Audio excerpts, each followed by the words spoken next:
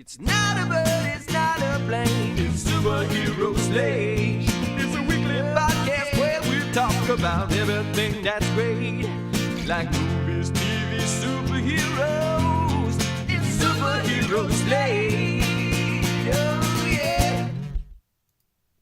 Hello, everyone, and welcome to Superhero Slate, this show where we run down the latest superhero entertainment news.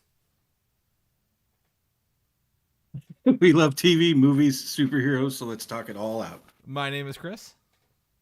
And my name is Superfan Jim. And this week we're looking at another summer of popcorn buckets. The Battle of the Buckets, as our thumbnail would say. Pretty excited about that. Fantastic Four tickets are on sale right now. If you haven't got them, you might want to stretch on over and get them.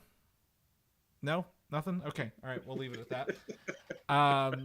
As I know, Superfan Jim is excited that Superman, the movie for 2025, is 100% locked in for release and more. Everyone may notice we have Superfan Jim as a guest host this week. Thank you, Jim, for stepping in. Absolutely, you're welcome. Filling in for Mike. Mike's a little under the weather. Wasn't pre-planned. Hopefully, he's taking a lot of days off this year. I'm gonna have to cut his PTO off, if you know what I mean. Cash in those days. Exactly. Because we'll probably have our summer vacation coming up here, maybe at the end of the month or so, maybe July. So we'll actually have a week off for everybody. But Jim, thank you for me interrupting your day, your nap, by asking you to come on here, and you graciously being like, yeah, let me wake up and get together and hop on here. So I do appreciate it. Oh yeah, no problem. I'm glad you asked. Yeah, absolutely. So, we don't have to, people know you. I know you. We're going to jump into this. We got a lot of gaming news. I don't know if people know this, but the Summer Game Fest was this week, which coincidentally corresponded with the release of the Nintendo Switch 2 that came out on Thursday. And Jim, you were lucky enough to pre-order one when they came out, when the pre-orders were like a month or two ago. And Yep. I actually, my wife, God bless her, waited outside a GameStop in the middle of the day. She's a teacher, as you know, had the day off. So she went over there, got in line.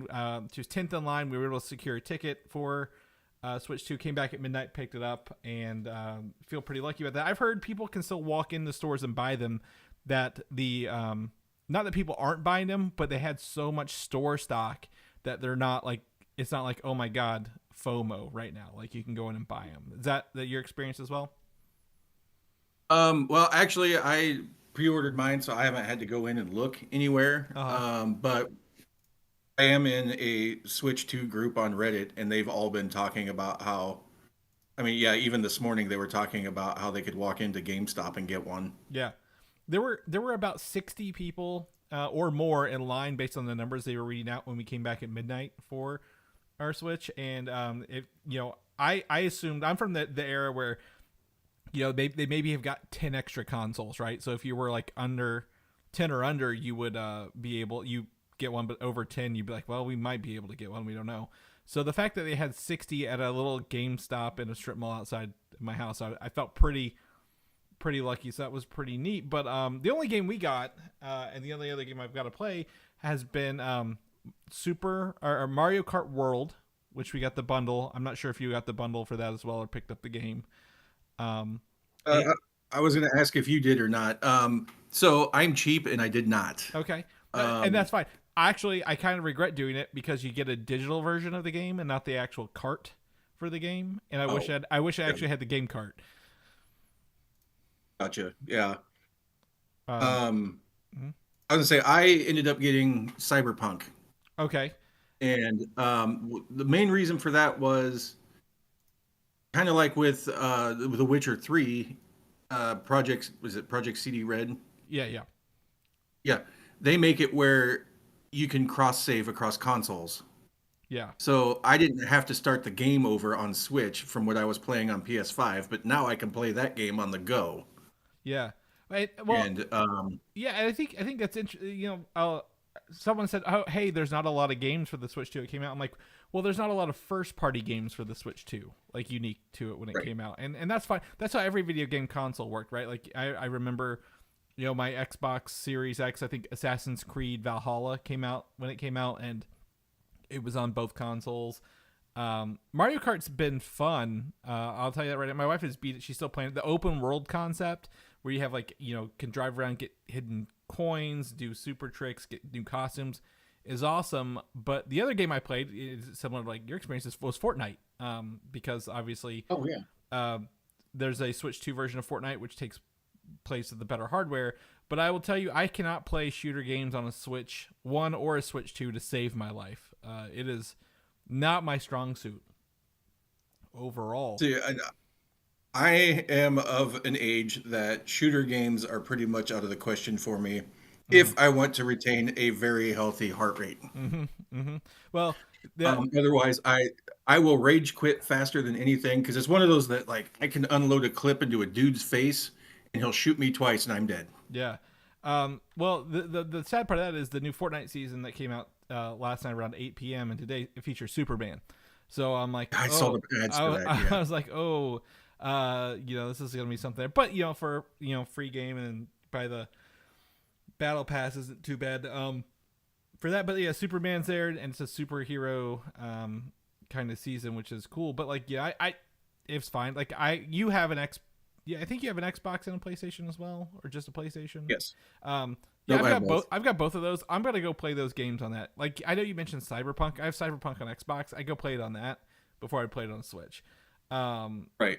Because I think a Switch 2 is like equivalent of like an Xbox One, in terms of like graphics and power. No offense, I got one. I think the gameplay is more important than the graphics, but. Right. Well, I will say in handheld mode that Cyberpunk looks really, really good. Yeah. Good. But again, the whole reason I even got it wasn't so I could experience it. It was more so I can continue the story when I'm not able to be home. Yeah. And then the other, I said some of the other games, like I play Pokemon games and Scarlet and Violet, the last two main series, had an upgrade for the Switch 2. So I can actually play it at 60 frames per second. It loads a lot better. The other one, it was struggling on that hardware. I will admit it wasn't the best thing, but like, I'm not playing a Pokemon game because I'm like, oh man, this looks like so realistic. So right. I'm excited to experience that. And a couple other games got what's called Share Play, or Game Share. Are you familiar with Game Share feature yet?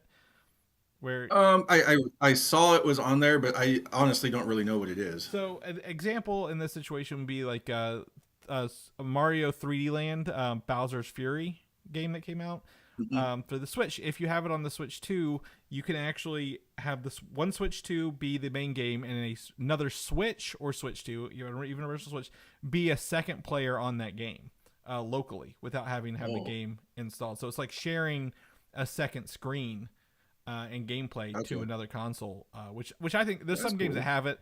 I didn't look at the whole list, but it sounds pretty awesome to me. That is cool. Yeah. So Nintendo Switch 2 is out. It's fine. I like it. I was actually just telling Jim before we got on here, I'm 3D printing a mouse holder for the Joy-Con, because you can use the Joy-Con as a mouse to aim with. Some of the game like Metroid that's coming out later, you can aim with the mouse and move with the joystick, so you can use a mixture of both. I believe, I don't know what else, but next month in July is Donkey Kong Bonanza. I'm excited for. So I was hoping that the Game Fest this week would have some Nintendo announcements. It didn't really have a whole lot, but now that the Switch 2 is out, it has some better hardware, and I think could actually play some of the newer games coming out. Right. Are you gonna bump any of your Switch 1 games up other than the Pokemon? I don't think so. There's none on there that I have that I'm like, I gotta play in new ones. I don't have any Zelda games. I've never been a Zelda person. I don't think so. Not other than the free updates. I don't think so. Right. So that's kind of where I'm at. I was talking with someone yesterday. I actually remember. It's been 6 years now, but Marvel's Ultimate Alliance 3 came out for Switch 1, only Switch. Yes. I'm like, man, that'd be great to have like a nice little Switch 2 upgrade. But after 6 years, I'd rather just have an Ultimate Alliance 4 to play. Right. But I still haven't got my hands on Ultimate Alliance 3. It's one of those that's never dropped in price. Yeah, it's true. It is a fun game. I'll give it that. The only thing I'm gonna give one big complaint against the Switch two complaints against the Switch 2, Jim. If you'll bear with me real fast. Number one, name sucks. Oh yeah. I'm not in love with the Xbox Series name either. PlayStation, I will give them sticking for numbered systems for 30 years now. Can't fault them for that. But a Switch 2, I think they could have gone with a better name. But, you know, it is what it is. They found success in the Switch. They want to carry that success forward rather than going backwards. I don't remember if it was you or Mike or somebody, but I swear someone had suggested one time that they need to call it the Super Nintendo Switch, and I really wish they would have done that. The Super Switch, yeah. That would be it. I also think they're trying to avoid the Wii and Wii U situation because they tend to, you know, I like the Wii U. A lot of the Wii U games actually went to Switch. Like that's how good it was. Like it was like a pre-Switch, if you will. Okay. So like Mario Kart 8, which has been out for 11 years before World, the only Mario Kart game, was on the Wii U first before it came to Switch. Same exact game. So we loved the Wii U in our house. It let my wife play on the handheld while I played Xbox and vice versa. So I can understand why they didn't do that. The other part I'm going to say is I really hate the fact they have not allowed like apps like Disney Plus or YouTube or Netflix to be on there, because if I'm plugging this into my TV and using one of those dedicated slots, I want the console to have the streaming apps on it, right? Or even if you're like handheld and I want to watch some, you know, I want to watch Predator Killer of Killers off the Hulu app on my Switch 2. Right. I should be able to do that. So I'm really disappointed that Nintendo has not really opened that up over the last two console generations, because I remember the original Wii had the Netflix app on it, right? Like you could watch streaming stuff on the original Wii. So really, really disappointed they're locking that down, or at least not expanding that option on that. I mean, the thing's got a kickstand for a reason. You might as well be able to watch it. Mm-hmm. Yeah, exactly. And it looks good on TV. It looks good when plugged in. So that's it. Now let's get into some other games. So this is where we're going to start with news. The Game Fest is going on. Xboxes was today. One of the things that came out was this is targeted directly for you, Jim, is Indiana Jones and the Great Circle. The first DLC has been announced called The Order of Giants. Indiana Jones and the Great Circle is made by it's Microsoft Studios, I believe, or Bethesda, who's owned by Microsoft, and now it's on PlayStation and Xbox now. So this DLC coming out September 4th is just essentially very much the Last Crusade-esque looking when I watched the trailer. Like, oh, you have to go into these, you know, buildings in Rome and like uncover something, then take it somewhere else, and then you have to fight the people guarding it. It's very, very Indiana Jones.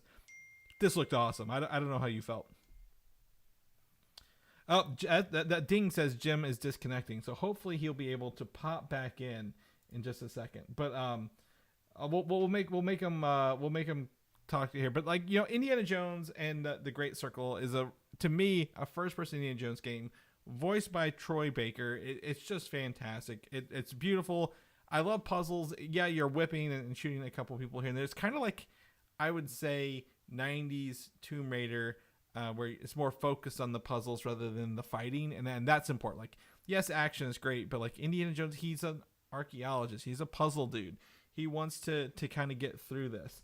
So to me, that's the important part. I'm gonna message Jim because we're live right now, and see what he's saying. I'm still talking if you join, Jim, if you're listening to us live. But you know, Indiana Jones and the Great Circle, you can check out the link in our show notes for the first DLC called The Order of Giants. And it looks kind of be Knights Templar from the imagery as well. So if anybody, big fan of obviously other Indiana Jones stuff, Knights Templar stuff, it's going to be a fucking... And I think Jim is back. I think that sound means Jim is back with us here. And Jim, can you hear me? Yeah, I can hear you. So I'm still talking. We're still live. We're still going. Did you see the Indiana Jones trailer yet? For the Order of Giants. Oh, absolutely. Okay, and you're an you're a Harrison Ford fan, so obviously Indiana Jones by connection. What did you think of it? Oh, okay. So I don't want to criticize it because trust me, I do think it looks really, really good. It's just we've kind of already explored some of the Vatican and everything, so I don't know if we need to go back there. But other than that, no, it's really good, and I'm Indiana Jones fan enough that I have most of the novel series that came out in the late '80s and early '90s, and the second book in that series is actually called The Dance of the Giants. Oh, okay. So he's got a history of dealing with this particular subject already. So in that regard, I don't know. I doubt they adapt any of it, but it's kind of cool that there's a parallel between some existing lore and what they're going forward with in Great Circle. So the thing I really enjoy about the Indiana Jones series is the video game titles are actually really really fun. Like obviously the Golden Circle or the Great Circle, the Order of Giants. Older ones include the Fate of Atlantis and the Emperor's Tomb. In the Lost Kingdom. Like I really enjoy the titles. Indiana Jones and the Infernal Machine is another one. So I love the titles of all the Indiana Jones games they've come out with. Oh yeah. So and I've been playing them since Atlantis, so I've enjoyed every one. yeah. Infernal Machine was on 64. I just watched a video on the 64 the other day, so pretty fun. September 4th, 2025 for that DLC on all consoles and PC right now. So good for it. Yeah. What's funny is I was going to transition into that by saying before my mic decided to quit, that I was actually thinking of pulling my Xbox to put in my Switch 2 on my TV because, like you were saying, you only have so many ports. Yeah. And after seeing this trailer, I'm like, I might wait on that one just yet. Just a little bit, yeah. Yeah. Well, a lot of these games, I wouldn't be surprised if Indiana Jones comes to Switch. Microsoft has been really generous with their properties lately on other consoles, like Indiana Jones, a Bethesda company going to PS5. This DLC will be out for PS5 day and date as well. With that, and also as a fun joke, my mic quit as well today too. He's not on the show, as you can tell. That's why you're here. So we're both having mic problems. Exactly. He's not going to listen to the show, so I can say that, and he won't know it. If anyone who knows him is listening wants to message him and say, "Hey, Chris is dissing you on the show today," feel free. I'll the time code will be about 17 minutes and 40 seconds, so he can check that out. Moving on. For people, I think you're a fan of Invincible, right? The show on Amazon. Oh, for sure. I know a lot of people are. Invincible is more popular now than it ever was when the comic books were active, which is awesome. The Amazon show is coming. I know they're working on a live action or at least a movie. Might not be live action, but now we have Invincible Versus, a 3v3 tag fighting game featuring characters in the Invincible Universe. It looks like 3 of the Viltrumites, including... I can't think of his dad's name off the top of my head. Omni-Man. And then we got Invincible, Adam Eve, and was that Rexplode with him as well, I believe? Yes. Yep. So far they've only shown 6 people. 3 kind of generic Viltrumites and 3 characters from it. But, I 100% expect this to be a very full rostered game based on the Invincible series, right? Lots of characters, lots of powers. Seems to be pretty brutal, very akin to like Mortal Kombat, if you will, in terms of like violence, like or damage to the characters. Even looks like maybe some fatalities involved as well. And one of the things I noticed when watching this trailer, it seems to retain the voice actors from the Amazon series. I can't confirm that. Yeah, they may use sound-alikes, but pretty close. What do you think of it? Yeah, actually, the way the preview started reminded me kind of the subway scene from season 1. Mm-hmm. And I was like, oh, they're going here with it already. Okay. And then I was totally bought in after that. Yeah. I noticed that the moon is one of the stages for it. So I'm hoping that like Alan the alien shows up. Kind of like you were saying, they got to wrap up the roster a little bit. But especially if they got him with Seth Rogen's voice and everything. Yeah. I guess the best thing I could say, like I cut my teeth on Street Fighter and Mortal Kombat in the Super Nintendo and Genesis days. And we've got like Mortal Kombat 1 and Street Fighter 6 and all that out right now, but it seems like they've overcomplicated everything so much that you almost need like a doctorate in video games to be able to write a character anymore. Mm-hmm. But this makes me think more of like the Marvel versus Capcom. Like it has that tag team feel to it. And if they can keep the control scheme fairly simple, I would definitely be like jumping in on this. I think I'm a big. I mean, I would say Mortal Kombat probably is more up your alley. I don't think it's that overcomplicated, but I'm not a Street Fighter fan. Tekken, I like Tekken. We've not had Soul Calibur in a minute. You know, we these tag fighting games are really, really popular. Like you mentioned, Marvel v Capcom. Stuff like that. Well, Tekken even had tag team, but this is interesting because to me, like, you know, there's gonna be so many characters, and the characters all have different powers, right? So you can actually, if you find a trio of characters that work in your favor based on their abilities, I think that'll be really cool. Other than, you know, Omni-Man and the Viltrumite lady with the knife in her hair, I didn't see what the other one did. He just kind of was there, but like I can always be like, oh, Invincible's blue, Adam Eve is pink, Rexplode is orange. I know who these guys are and what they're doing on here, so I'm excited for this. This looks really fun. You know, we're gonna be getting a lot of fighting games because I don't want to take away from this, but the next one was released earlier in the week and is even more wild to me, and that's Marvel Tokon. I'm probably pronouncing this right. Fighting Souls, which is a 4v4 tag fighting game, from the makers of Dragon Ball Fighter Z, Blazblue, and the Guilty Gear series. So it's the Arc System Works who have made these really, really like hyper fast fighting games that, you know, were based on Street Fighter 2 and so on and so forth. But 4v4, like, you know, 1v1 is fine, 2v2 is fine, 3v3 getting a little concerned, but 4v4 just blows my mind, Jim, on this. Like, literally can't fathom it. But the trailer, like, they just went all in. I think it's like, this is a pretty long trailer, right? It's like a couple minutes long. I'll pull it up here. Yeah, 2.5 minutes, and you know they've got some. You know, I think it's Japanese voice actors. The art style looks awesome. The backgrounds are all there. They've really, I wouldn't say it's not anime-fied or manga-fied the characters, but like Iron Man looks like a Gundam in this, right? Yes. You know, Star-Lord is a little interesting in there. I'm trying to look around here, but like in the backgrounds, like there's some of the backgrounds, like, oh, the first heroes. It shows the original Iron Man outfit and Captain America and Thor. So I'm excited for this game. What did you think when you saw it? Oh yeah, the first thing that got me, and you kind of touched on it, is the art direction. The very first thing I thought was, man, I would love a show that looked like this. Mm-hmm.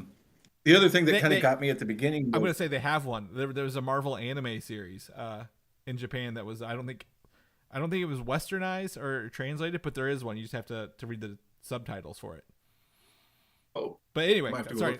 I'll send that to you later. But yeah, they do have some anime series that were released here, but then also some that weren't released here. But yeah, I can get you that later. But continue with that with your thoughts on the game. Oh, and so then the intro of it was kind of going across. I think it was like Iron Man's armor or something. And so at first I thought, oh, they're going to have everybody in armor to kind of give them, you know, equal footing against other powerful people. But then it ended up not being that whatsoever. So I was kind of thankful for that. Yeah, man, that looked crazy. Like in a good way. I thought I was going to have a seizure watching some of this. Yeah.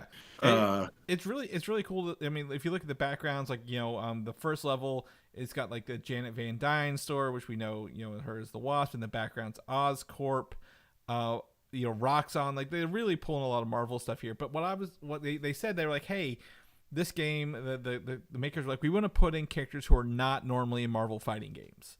And the first three, I'm going to be like, yeah, these are kind of there, like Captain America, Iron Man, Spider-Man. Those are staples for fighting games, right?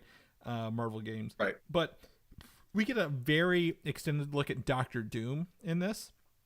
We get Storm. We get Miss Marvel, who I don't think has ever been in a fighting game yet. Star-Lord. And Robbie Reyes, Ghost Rider, the one who drives the car and has the fire mohawk. These are some really, for the first 8 characters, you know, this showed me, hey, we might actually have some interesting team-ups in this game when it comes out next year along the way. Yeah, and I mean, Doom and Ghost Rider, you got some big hitters too, just right off the bat. Yeah, yeah. The animation style is great. The background's great. I recommend it. The only problem is it gives me anxiety watching this because I can't play Street Fighter style games. Like this is way too fast for me to be doing Yeah, stuff. But I that's kind but of where the seizure comment came from. It was like, it looks really nice, but I don't know if I could handle it in the moment. Yeah.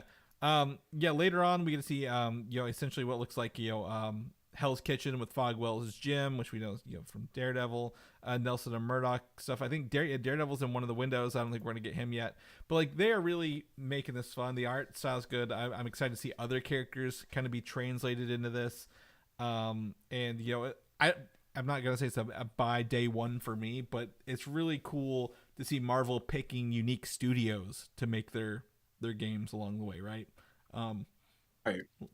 Leaning into Arc System Works and not just Capcom for that. So you can So check out that trailer or show notes. But yeah, go ahead. I was gonna say, speaking of Marvel games, would you have rather had this or the canceled Black Panther game? Uh, oh man, I would rather have the Black Panther game if I'm going to be completely honest with you. Um, EA also stated they're still making 3 Marvel games outside of the Black Panther one. We know there's an Iron Man one coming. I believe they had, I forget what the other one of them is, but then one's an unknown one yet. But I would much rather have that. Again, fighting games are cool. We've been treated to Marvel versus Capcom, Marvel Heroes fighter games. Right now we're in the what is it, Marvel Rivals era, right, of games. Yep. We've got a lot of good multiplayer fighter style games. Single player storylines I think are awesome.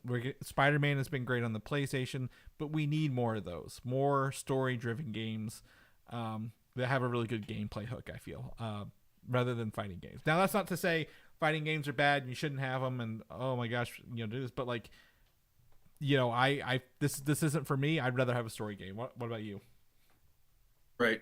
I'm kind of the same way. Anymore, my time is limited enough that I guess what I'm looking for in video games is a story. Mm-hmm.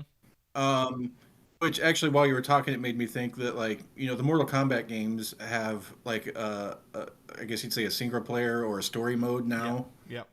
Oh, maybe Invincible or even this has something like that as well, where it's not just strictly, against your friends or the Yeah. computer or online.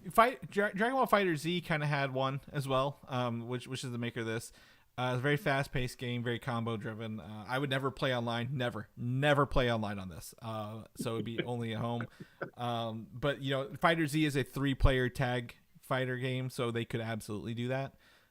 With this, where Right. you have one character and the other ones are around it, or like these are the ones you have available. But with anything, I'm just interested in the full roster and the art style for the characters as they kind of release a little bit, and obviously the Yeah, comic for book sure. tie-in, that they'll have when it comes out. Um, Moving Sure. on, earlier in the week as well, we got a teaser, our first trailer and announcement of a Deadpool VR game, Jim. The things I didn't think I needed combined together. I've never things I never thought of at the same time. Deadpool and VR. But boy, does this line up pretty good. We've got a full trailer here. It's for MetaQuest 3 headsets. I will say the biggest note here is that Deadpool is voiced by Neil Patrick Harris, giving his best Ryan Reynolds impersonation. When you read Right. this, it feels very much. This is very much movie Deadpool. It's got some 80s music. He's driving, shooting people in a forest. At one point, his head is removed from his body, and you're watching the body slam somebody else into the ground. So you're going to rely on that regeneration factor. And some really weird art later on. Looks like to be like Omega Red was in this at some point. But I will tell you, Mm. I have. Give me your goods. Give me your goods first. I got one complaint. I want to hear your goods before we get into that. Well, my thing with it, this is one of the single best game announcements I've ever seen, with Mm-hmm. Ryan Reynolds at the beginning and digging into the tropes of Doogie Howser and all of that. I thought that was really cool that they talked with or got him to be involved. And then, yeah, the gameplay looks like, if VR didn't make me motion sick the second I put it on, I would probably be considering buying a MetaQuest just for this. Mm-hmm. Hopefully this is more on rails and like less movement. Because I agree, I don't like the movements. It looks like there's like some parts where like he's on the car and you're like the car's just moving and you're kind of shooting around you. Those tend to be a little better for me, but I agree with you entirely on that. There was that shooter on rails game for the PlayStation VR. I can't remember the name of it, but that one even got me sick. Mm-hmm. I was like, my daughter can play those games all day, God bless her, but man, unless it's Beat Saber, I will throw up immediately. I liked Super Hot. I wish this was more like a Super Hot. I don't know if you ever played that one or not. Is that the one where you have to time everything to the music? No. Super Hot's where if you time is frozen until you move, and the faster you move, the faster time speeds up. So okay. Like you're kind of dodging stuff and like kind of like bullet time, but like you got to combo everybody, like dodge their stuff. But if you freeze, everything stops, kind of thing. Right. It's super fun. This looks fun. I would probably see myself getting motion sick as well with this. My biggest complaint is Neil Patrick Harris sounds like he's reading off a cue card rather than actually putting any effort into this. If you go back, like the first time, I'm like, oh, this is awesome. I went back and listened. I'm like, he's not really trying. And I hope maybe it's just like the trailer reading rather than the actual game reading. Like he's like, hey, we need to have this ready by Monday. Right. Can you do this over the weekend? Because it just doesn't sound like he's putting his heart into it. Because like we talked about Indiana Jones, Troy Baker sounds just like Harrison Ford through and through. So to hear someone just kind of like phoning it in a little bit was like, oh man, come on, you're Neil Patrick Harris. This is Deadpool. This is like the perfect combination we didn't think we ever needed along the way. So but anyway, Marvel VR always been a good thing. Deadpool is pretty solid. Pretty excited to dive into that. That is our video game section. For now, things that are relevant to the show. If anything else comes up, we'll be covering it next week. But I think it's been a pretty good week for video gamers this summer, if you will. Along the way. So let's jump into Spider-Man, brand new day. The next movie coming out from after Fantastic Four. This is technically the next Marvel movie, releasing next July.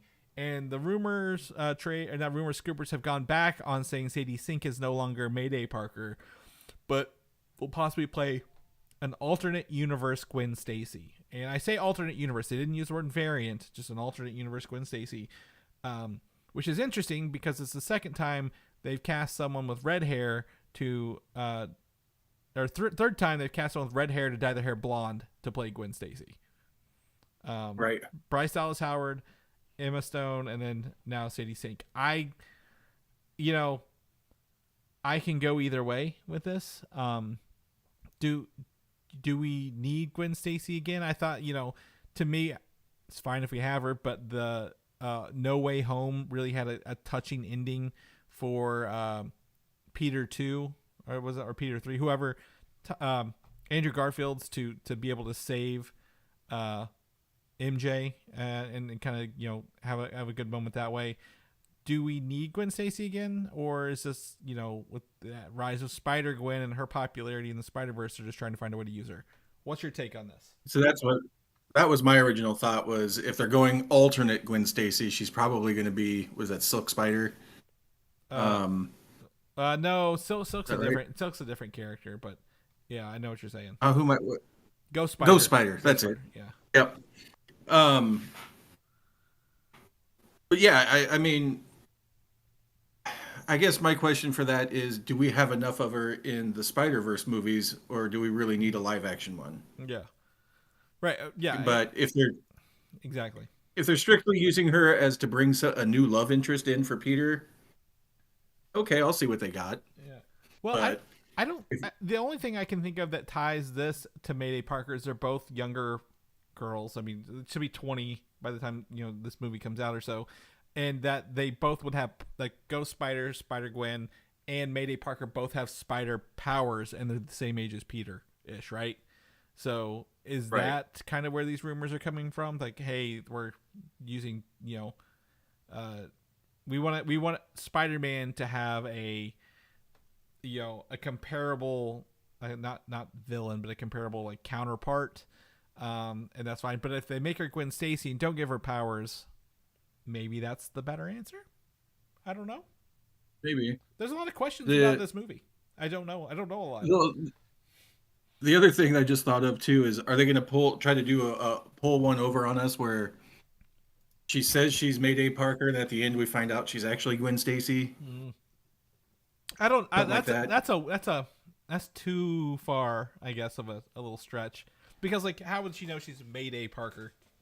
Like a whole different thing. So I don't know. It's interesting. There's some opportunity here to.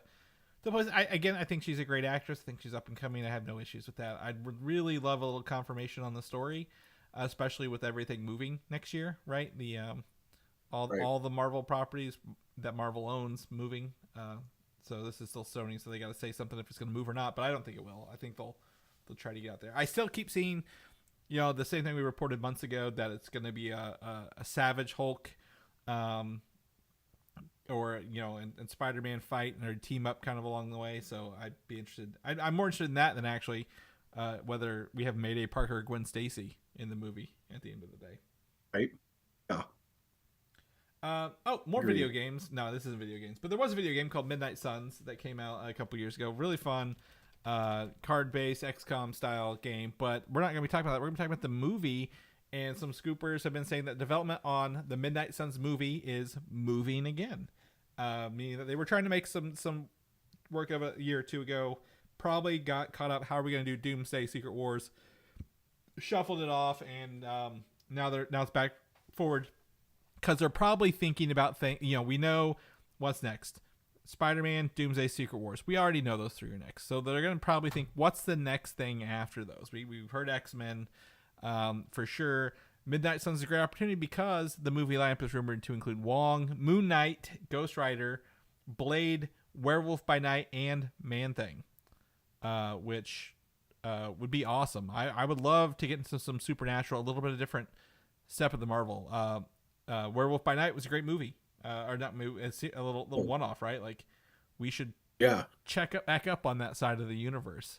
Blade, they're having struggle getting started. Go ahead and introduce him in here. We all know who Blade is. We don't need a Blade origin story. We all know who Blade is. Get him into a movie. Get him some action. Get him a sword. Get it going. Any thoughts on this one? Yeah, actually, this feels a lot like that Justice League Dark that Guillermo del Toro was trying to get off the ground. And I'm all for like a alternate look at that specific universe. So having, like you said, the supernatural side a little bit darker. Maybe it takes place more at night than other things.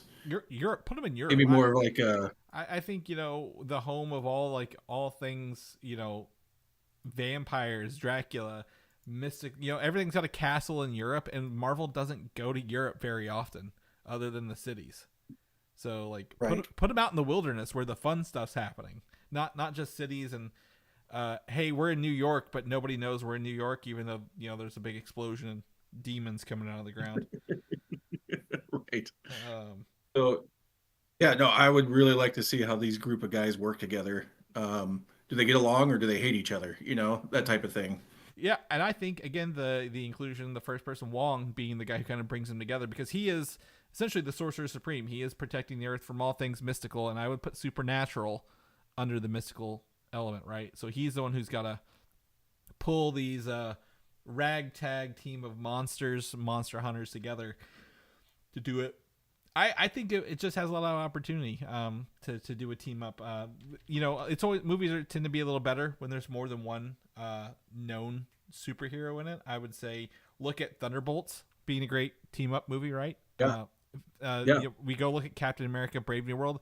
Not that great. How many heroes did we have in there that we knew? Just one. Before that we had Deadpool and Wolverine. We know Deadpool and Wolverine. Great time together. I think there's opportunities, and the stories for them to play off each other is great. So yeah, for sure. And like you said, I think that would be probably smarter to introduce Blade in that than it would be to give him his own movie. Like you can probably show him here, movie, and then but like maybe it's, we see him here, we know what he does, and then like his movie, we've always heard rumors is set in like the 1920s, and with the success of Sinners lately, also by Ryan Coogler, who maybe Ryan Coogler does some Blade stuff, helpful with Blade, I don't know, in this world, like this universe, they can obviously set up mysticism, vampires in the early 1900s. Now, I would recommend Europe, not America, but it's shown to be successful. But maybe we get him in here and then see a flash. Like his movie is like someone from his past 100 years ago has caught up to him, because obviously mystical things are hard to kill or live long. Right. So, and the other thing too is I mean, like the original movies of Blade and everything else, they all stuck with just vampires. I think if you could spread that out to be more of the supernatural, like I'd like to see him go up against a werewolf, or him go up against just something else, like ghosts and things like that. Yeah, I think that could be cool. Well, I think they were hunting. Werewolf he wasn't being hunted. They were hunting Man Thing, weren't they? In the maze. So like he might be maybe they're sent to. Very similar. I don't want it to be too close to Thunderbolts, but very similar. Like they're all sent to hunt someone. And they find out that they're not the bad person the whole time. So right. Moon Knight is interesting. I'd love to see what they're going to follow up with that, knowing that it was a Chapek era kind of show. But we'll cross our fingers. Moving on to Thor 5, we've talked about this a couple times. It seems to be picking up some steam here. That is officially in development at Marvel Studios, per the Scoopers, yet again. So nothing official from Marvel. But that it will be a post-Secret Wars saga movie. So obviously we talked about Midnight Suns gaining some movement. If Thor 5 is gaining some movement, it means they're looking forward, right? They're planning things now to be good later, so they're not crunched for time and fixing things in the end.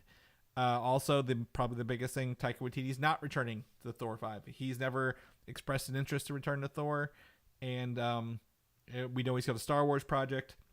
They could probably find somebody else to fill that gap, if you will, for Thor 5. Because the rumor is he's bringing the director of Extraction with him, right? Yeah, he wants to. I wouldn't say that he is, but like, Chris Hemsworth, he's been playing ball with Marvel for years, right? 15 years now. If he's got that pull, his movies, tend to do all right number wise. So they can easily say, hey, I want to bring Sam Hargrave from the Extraction series with me. I don't think that'd be a problem. Okay. Also, like one of the Russo brothers wrote those movies, or at least the first one, so he's got some pull internally there. I don't know where Thor 5 would go, Jim. That's the concerning part. Where does Thor 5 go? I would imagine it maybe be his last one. If not, what is he doing now that he hasn't done? I think, to me, they set it up in the last one like the pantheon of gods fighting each other for the vacuum control. Like, hey, of course we have this god thing where all the gods hang out, but Thor was mad at them for not helping. They're mad at him for attacking him. I would love to see pantheon v pantheon of gods just going at it. Yeah. I was going to say, kind of like how Loki ended, maybe this one ends with him finally taking the throne of Asgard and competently and confidently being their leader. Yeah, I would love to, we know in terms of Asgard or Norse mythology that everything's reborn, right? In that, if it's dead, it's reborn. I would love to see it end with like maybe the rebirth of everything. So we get a new Odin, a new Thor, new Loki. Like the whole thing has kind of been reborn. Maybe they're younger, kid age, 20. Like how old was Chris Hemsworth when he started the role, right? Put like new actors in that. And like, oh, Asgard's back, all these powers are back. It would be really interesting to see them kind of kick off like, oh, you're Thor, we did X, Y, and Z, and he's like, no, I'm not. It's like he doesn't remember anything. He's got a whole new personality. It would be fun to take Thor back to the basics, I feel, and do that. Yeah, Chris Hemsworth can live the rest of his life as Donald Blake. Yeah, exactly. They could, or Thunderstrike. Give him one of those other weird Thor characters from the 90s there. Was it like Eric Masterson or something like that as well? I believe. Yeah, either way.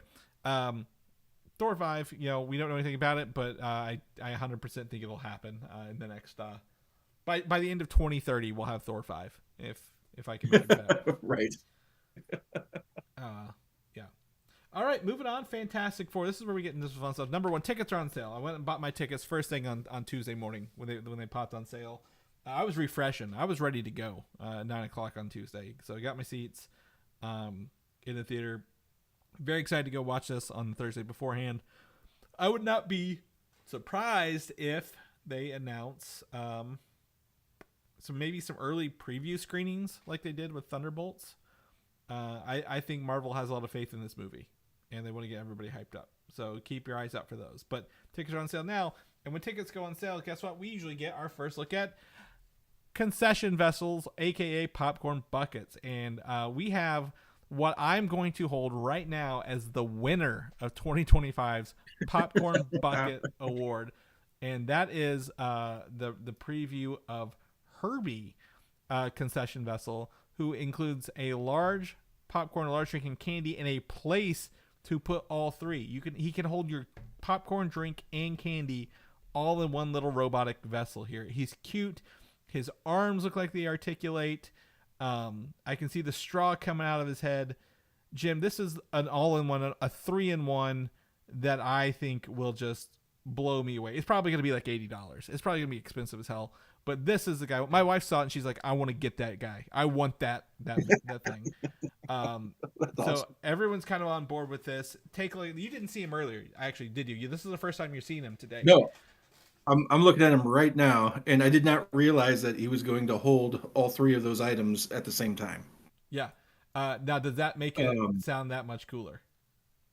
Yeah, and the design on them is really good. Yeah, I'm actually kind of blown away by this. This is I might have to get one, even though we don't have an AMC around Des Moines. Yeah. Well, I mean, they're probably gonna. I mean, they're gonna sell them out. They'll probably sell them online, but like this is gonna be the one I want to get. However, he is not alone from AMC. The other AMC popcorn bucket is one that came with a video. I don't even have the video to show you, but I wanted everyone to see this. I sent it right to the page because there are actual product photos of this dude in here, and that is known as the biggest popcorn bucket ever, and it is in fact a head mold of Galactus, and you fill his big old helmet with popcorn. This thing is 17 inches wide by 20 inches tall, Jim. To give you a scope of how large this huge bucket is. We don't normally like head molds here, but I'm going to have to give it points for credit.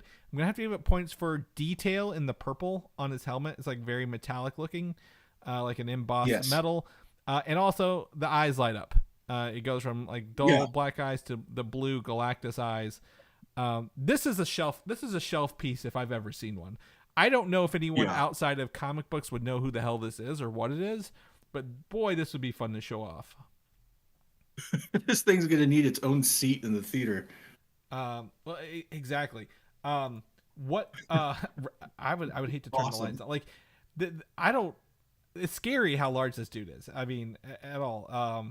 But like this guy, I think I heard was in fact $80 to order. Yep, the price tag's right here. Yep. Oh, at the top, yeah, $79.95. So it is huge. They're going all in on this. Nothing unique, but when they say they're going for big, they are absolutely going for big here. Would you get either of these? Which one would you think you'd get? Man, oh, I gotta say, if it was between the two and they're both $80, let's say that. I'd probably get Herbie just because of the multiple compartments and everything. Yeah. I really super enjoy these. I'm excited to get them. We have an AMC near, well, not near us, but it is the IMAX near. So hopefully they get some in and we can get them, because I'm not paying shipping for these huge ass popcorn buckets. Right. That's for sure. The last bit of fantastic. Man, Go ahead. Oh, I was just going to say that I was not prepared to be that impressed with that Galactus. That Yeah. is really good. If anyone doesn't believe us, go watch the announcement video they made for this bucket as well. It's pretty funny. Lastly, the last bit of news for Fantastic Four is Doctor Doom is not in the movie according to the director. So it doesn't sound like, obviously they already had most of Fantastic Four. Well, they were filming it the next day after San Diego Comic-Con last year. Robert Downey Jr. was announced there. I don't think they had a plan for him to be in there as Doctor Doom. So this doesn't surprise me at all. It sounds like it's going to be a unique movie that does not relate to Doctor Doom for them. Right, which I think is a good thing because every other iteration of the movies has had Doctor Doom in it. So give them a time to breathe as characters and then bring Doom in later. Yeah. Yeah, and I think it'll be relevant. Like, I wouldn't want to pigeonhole a Doctor Doom into this universe and then try to explain why he's in other ones later. Because this universe is very much a 1960s retro futuristic looking, very unique style. I don't think they'd be able to kind of do that properly. So that's what I would do if I had a plan with that. Moving on to Superman, Jim. This is where you're going to shine for me. This is for you here, and Yes. Superman. I'm going to guess tickets go on sale next week, June 12th. What do you think? I mean that part's about right. Maybe the 10th. Maybe the Tuesday. I'm sorry. Let's do the 10th. Let's back that up a little bit. I think the 12th might have been that Amazon preview day, right? That we talked about. Get the Amazon early preview tickets. Oh A yeah. couple weeks ago. I wonder if they're going to do like a ticket announcement trailer. But I'm to the point where if they do, I'm not going to watch it. Mm-hmm. Oddly enough, the more I've kind of listened to Mike talk about his going in blind theory and everything, at first I thought he was kind of, I'm not going to say crazy, but just a little too militant on that. Uh-huh. As I've gotten older, I'm agreeing with him a lot more. Yeah. I want the movie to surprise me. Yeah. So I was gonna say, for as much as I want to see Superman, I'm gonna have to like pull it back, and after this last trailer that came out, I'm gonna try to put it on radio silence until it comes out. Oh yeah, I mean we're a month out and they haven't sold tickets yet, which is interesting because Fantastic Four is later and they started selling tickets for it. So I wonder what they were working on, and we kind of talked about at the top show. James Gunn said as of Friday the film was 100% complete, locked in, sent over. So they were probably waiting on the lock in to be done before selling tickets. I think the rating's gonna be PG-13. I think we will get a new trailer. I think it'll be a final trailer with the tickets, but I don't think after that it'll be TV spots you have to watch out for, right, for the rest of the summer. Right. But you have a smaller window. It's only a month. Not too bad. I'm probably gonna watch the next trailer simply because I think on the other side, remembering Guardians of the Galaxy trailers, none of those gave away the movie, and I think. I like to think James Gunn would have, being the president of the company as well, not just the director of the movie, has the say in all of that stuff. So I feel he would want people to be surprised going into his movie, more than just a regular studio with a regular director who probably doesn't get a say in those edits. Knowing he does, I would say we're probably going to be getting some stuff, and he probably learned a lot from Marvel, like how not to put things in the trailer, to cut things out, or use CG to hide things, if you will. So Right. a lot of opportunity with that. 2 hours and 9 minutes with post-credit scenes seems like a fair length of a movie. I've got no complaints there. Now my only complaint is going to go into the popcorn buckets, Jim. You know this because we talked about it before the show. There is one. We have 3 popcorn buckets for Superman in the show notes that they've revealed. One is for at least America. The other 2 are for, I believe, Canada and England. But the first one is a LED popcorn container, which is the Superman yellow shield and just kind of like extruded, like a 3D kind of pullback on a blue base. It lights up as an LED. I've got one of these. It's a Captain Marvel one. It's one of my least favorite popcorn buckets. Just simply because it is a fun little display piece, but it's not unique enough. Like, I don't know if I would much rather buy a desk lamp or something like made for sitting on a table than a popcorn bucket itself. I don't know if that makes sense to you. Oh, it does. Yeah. But so of the Superman popcorn buckets, we're about to say this is my weakest one. I did give it points though, and I told Jim this. It is yellow, clear plastic yellow interior. So if you happen to have a lot of butter on your popcorn, you're not going to notice it on the plastic because it's already yellow. So that's a plus. Jim, what do you think of this one? I think you lean the other way. I actually like this one. To me, Superman sells itself based off the emblem. I mean, and that's just my personal belief. The amount of Superman shirts that I own is disgusting, and they're all just the S in different shapes and forms. So I really like this. I think it would look good on a shelf, like you were saying, even with or without said popcorn grease smears. And the fact that it lights up and everything. Yeah, I just think it's kind of a neat little touch. It's simple. It does the trick. It's elegant. And I think the simplicity in its form is what sells me. Is it? Go ahead. Oh, go ahead. No, you first. Oh, I was just gonna say, does it feel like a cheat? Maybe, especially compared to like the Bat Signal one from last summer with Batman. I don't know how you would do something like that for Superman because he doesn't quite have an equivalent. I think I don't think it's a cheat. I think it's low effort. I think it's low effort is how I would describe this. This is just like, hey, what's the bare minimum we can get by with using clear plastic, LEDs, and Superman, the logo one. Now, if it was the Fortress of Solitude, I would lean the other direction. I think it's got a unique design. It's set up for clear plastic because of the ice, and could easily be just a unique shape, right? That we've seen from some. So I think there's stuff to do. I would also say in this situation, maybe Mr. Terrific and like his T-spheres, the Justice Gang is there. We also have the Engineer, Ultraman, I think is his name. I think that's on the toys. The Hammer of Baravia, the character. Like, there's a bunch of characters in here that could easily be fun. Maybe it's the Daily Planet instead, Jim. Like the world opens up and so the globe. Yeah. I think there's just some other more detailed efforts. This just feels like very low effort, and nothing against it. If everybody wants it, you want it, go for it. I think that's great. Now the other two, we're going to talk. Go ahead. Oh, I was going to say, or you could just completely rip off Fantastic Four and make a, what are those, the robots in this Fortress of Solitude? Oh yeah. And have them be able to hold all three. Yeah, it could. Your copy. Yeah, I mean, there's definitely tons of things in the Superman movie that we could lean into, right, with this that we've seen. We know it's a little that big sphere or that big glowing thing in all the trailers we've seen with the green thing around it, like a Green Lantern bucket. Oh my God, Jim, that's it. The Green Lantern bucket's what we need. Like a see-through green, like a lantern. Yeah, well, I wouldn't say like, how he creates like everything with the green see-through look to it, like what if that was it, like I don't know. There's opportunities, but anyway, let's get on to the next two because I don't want to bury it.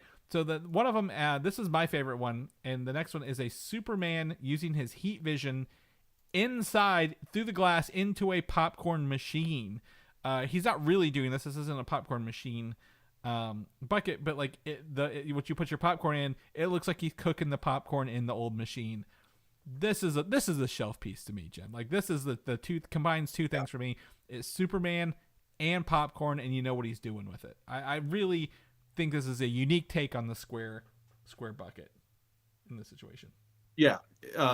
When you first described it, because I'll admit I hadn't seen it yet, but looking at it now, I didn't realize it was. I thought it was something that they were going to put like on their popcorn machines to help promote the movie. Oh yeah. Not be its own separate bucket. Yeah. So no, it looks really neat. I agree. I like that one a lot too. Yeah, this one's my shelf piece of the two. I think it's really fun. I want to see it in action. I believe this one's the Canadian one a little bit, but that's okay. Maybe we get some imports on those. The next one, however, is a Daily Planet newspaper box. For those people who listen and don't remember what newspaper boxes are, this is how you used to have to get your newspapers. If you don't know what a newspaper is, it's a piece of paper that essentially looks like your home screen when you're on social media. The front of this folds down and the popcorn's in it. I think this is in the UK, where obviously newspaper boxes are probably still prominent compared to other, we don't have, a lot of city stuff around here to deal with that. But this is really cool. This harkens back to the Daily Planet as a newspaper. It's got that unique shape with the front lid that pops down and the stuff sits in it. I wouldn't be surprised if maybe there's even more below it, like an extra storage. Of how deep this is. But it's just a really fun throwback to something referenced inside of the movie, or at least something that the Daily Planet does in this regard. And they get a nice, what do you call that, like modern emblem on the outside. It almost harkens back to like the 50s. Yeah, the mid-century modern fonts, like, something Mad Men would do, like the Mad Men fonts of the era. It's the new Superman-esque, but everything else feels like it's right out of, I would even say, the original Superman movie, right? Like that old newspaper font and typeface. So really cool. It also would be fun because you can kind of see there's like a newspaper in the front there where you pull that screen down. If you could like input your own like stuff inside of it, like swap out the inserts. That'd be really interesting. Now we're thinking outside the box here. It's a little different, but this one's really fun. I don't know how big it is, but I would love to. I look forward to when people actually get it and we get to kind of compare it a little bit.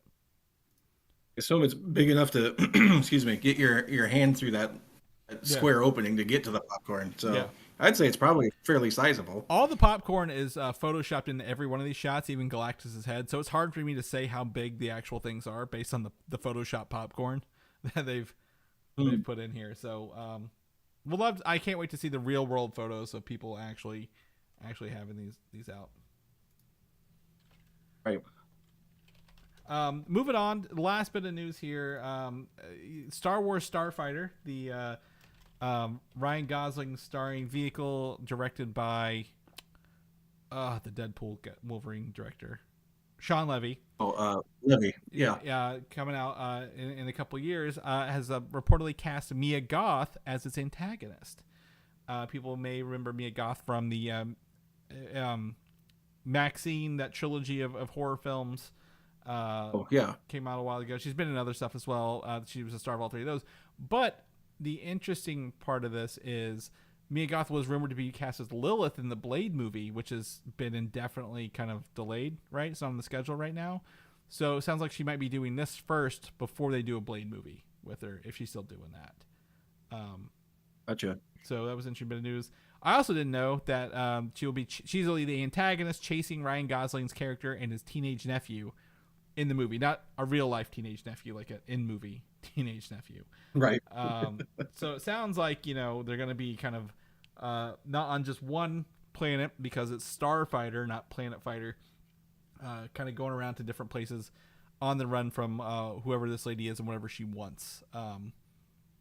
Hopefully it's nothing to do with the Force, and it can stand on its own. Yeah, I have no idea. So you think she's some sort of Force user, or are we going to see a red lightsaber come with her or not? Well, when I think of Mia Goth, I think of the girl from Ahsoka TV show with the red lightsaber, Baylan Skoll's apprentice.